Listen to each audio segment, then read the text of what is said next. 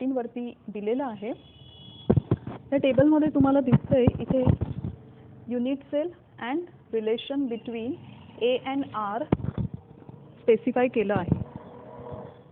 So here you can see in this table कि when the type of unit cell is SC, the relationship between R and A is given this way.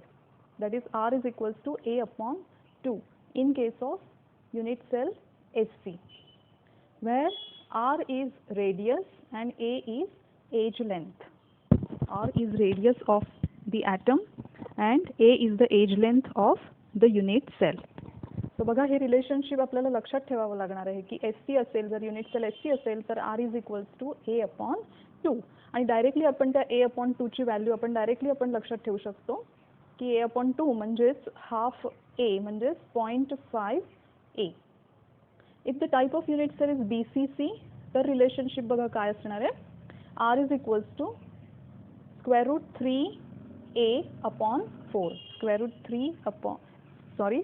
3A upon 4 आणि त्याची value सुद्धा आपण इथे लक्षात ठेवू शकतो. Direct value जर आपल्याला लक्षात ठेवायची झाली तर 0.4330A आणि शेवटचं FCC म्हणजे CCP टाइप मध्ये रिलेशनशिप असणार आहे R is equals to square root 2A upon 4 म्हणजे त्याची व्हॅल्यू येते 0.3535A.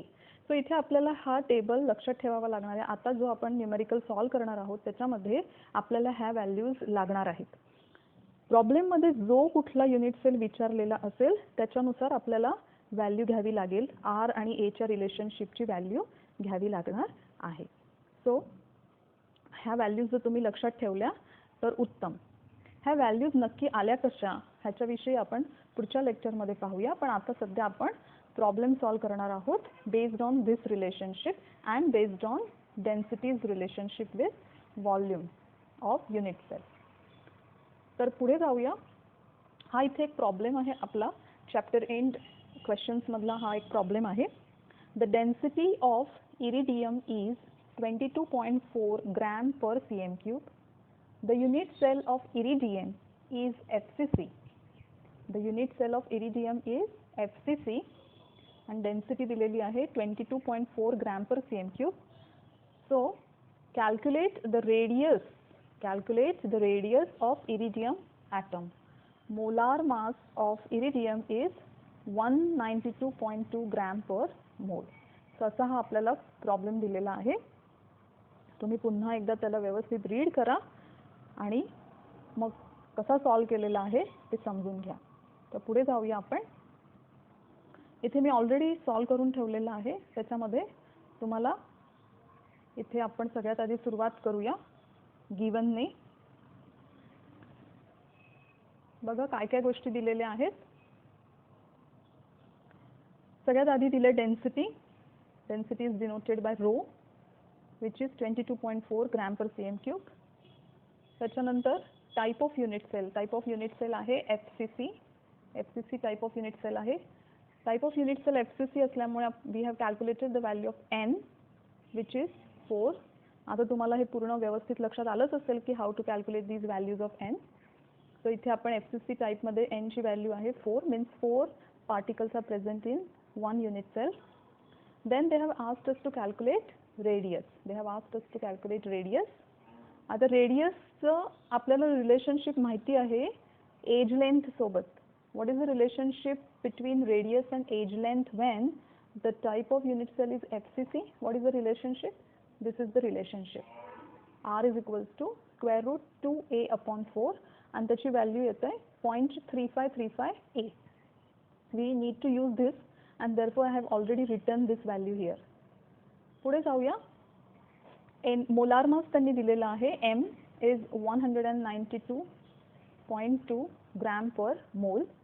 Next is Avogadro's number Na, that's the fixed value 6.022 into 10 to the power 23 particles per mole.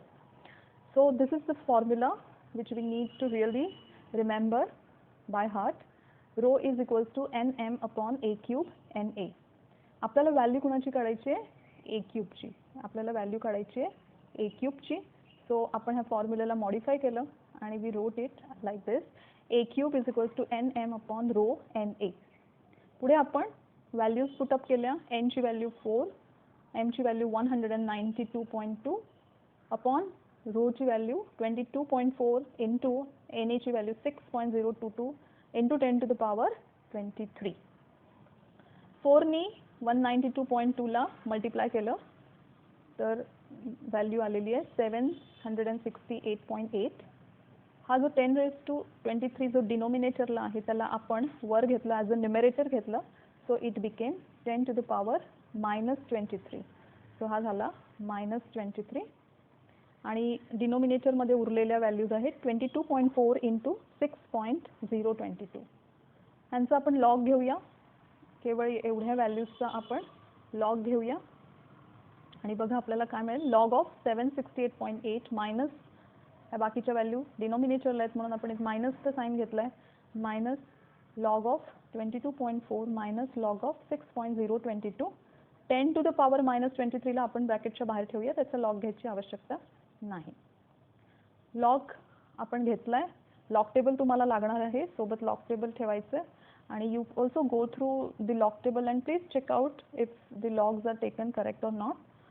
So here the log of above figures are 2.8858 minus 1.3505 minus 0.7797. Okay. ब्रॅकेटमध्ये आपण 10 to the power -23 ला as it is we have kept it. ह्या तीन व्हॅल्यूजचं subtraction झाल्यानंतर we got the value that is 0.7559. त्याचा आपण अँटीलॉग घेऊया अँटीलॉग टेबलवरून.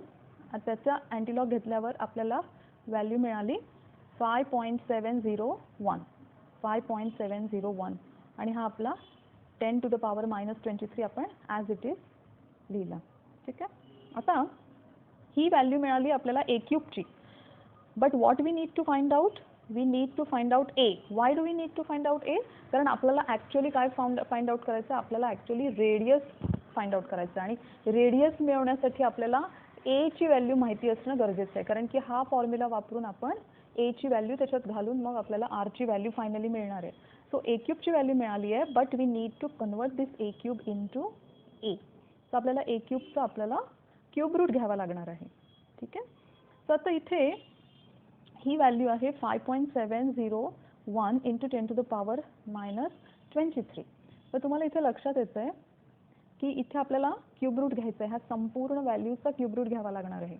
जर मी फक्त ह्या 10 to the power -23 विषयी म्हटलं तर ह्याचा मला क्यूब रूट घेताना जर मी इथे माझं 10 to the power -24 असता तर मला त्याचा क्यूब रूट लगेच मिळाला असता 10 to the power -8. इझी झालं असतं आपल्याला क्यूब रूट घ्यायला. आणि म्हणून आपण हा 10 to the power -23 चं कन्वर्जन करणार आहोत 10 to the power 24. पण जर आपल्याला तसं करायचं असेल जर आपल्याला ह्या 10 to the power -23 चं कन्वर्जन 10 to the power -24 मध्ये करायचं असेल तर what we need to do is we need to shift this point from 5.7. तर 5.7 कडचा जो पॉईंट आहे तो आपल्याला शिफ्ट करून 7 नंतर पॉईंट घालावा लागणार आहे. डेसिमल घालावा लागणार आहे. So the value will become 57.01. So now after shifting this point what we got is a cube is equals to 57.01 into 10 to the power -24. आपण काहीही केलेलं नाहीये. We have just shifted the decimal. Okay. एक digit decimal आपण shift केलाय आणि त्याच्यामुळे आपल्याला एक्सपोनेन्शियल जो आहे तो आपला एका डिजिटने चेंज झालेला आहे. -23 चं कन्वर्जन -24 मध्ये झालंय. आता आपण ह्या a क्यूबचा क्यूब रूट a लिहिला आणि ह्या संपूर्ण व्हॅल्यूचा आपण क्यूब रूट कसा घेणार आहोत तर क्यूब रूट म्हणजेच आपण एक्सपोनेन्शियल 1/3 लिहू शकतो. So 57.01 into 10 to the power -24 आणि ब्रॅकेटच्या वर आपण लिहिलं 1/3. संपूर्ण ब्रॅकेटचा आपण क्यूब रूट घेत आहोत. त्याला आपण ब्रॅकेटला सेपरेटली लिहिलं 57.01 टू द पॉवर 1/3 आणि 10 to the power -24 to the power 1/3. आणि इथे एक गोष्ट लक्षात घेऊया आपण सेंटीमीटर क्यूबचा सुद्धा क्यूब रूट आपण घेतला आणि तो झालाय सेंटीमीटर.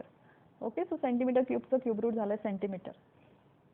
सो इथे मगाशी मी म्हटल्यासारखं की 10 to the power -24 to the power 1/3 केलाय. सो 3 1 3 अँड 3 8 24 असं आपल्याला कॅल्क्युलेशन करून ही व्हॅल्यू मिळेल 10 to the power minus 8.